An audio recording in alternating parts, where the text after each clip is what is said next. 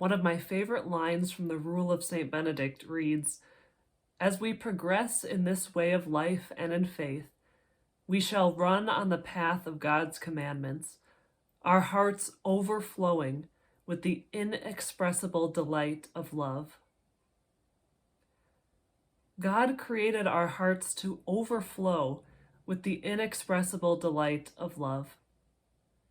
In today's gospel, Jesus highlights two characteristics of Christian love: generosity and courage. Jesus calls his followers to love generously. Jesus tells his disciples, "If you loved me, you would rejoice that I am going to the Father." This type of generous, expansive love can be really challenging to practice. Of course, we want our beloved friends to live into the fullness of their callings. We know that their whole purpose in life does not revolve around us. Other people are not ours to possess. Still, the departure of a dear friend can evoke difficult feelings.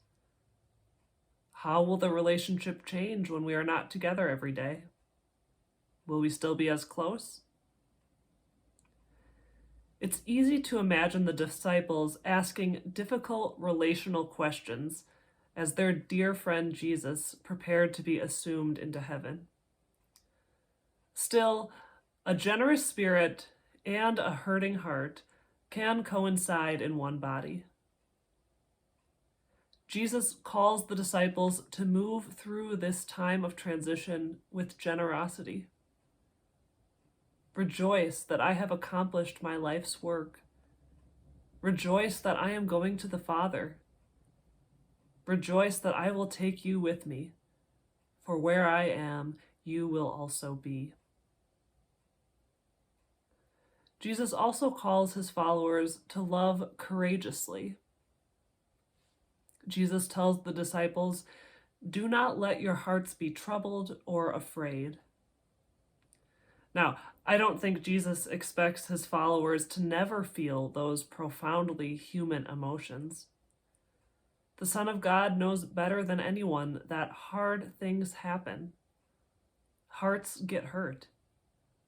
Sin and suffering remain strong forces in our world, even with the promises of Easter. Abbot John Clausen of St. John's Abbey spoke powerfully to this reality on Good Friday when he said, "We can never really know the resurrection of Christ if we drive around the cross." To get to the resurrection, we must move through the cross. Suffering and death, hope and resurrection are always part of the same story. Jesus calls us to move through the crosses of our lives with courage. Courage does not erase suffering.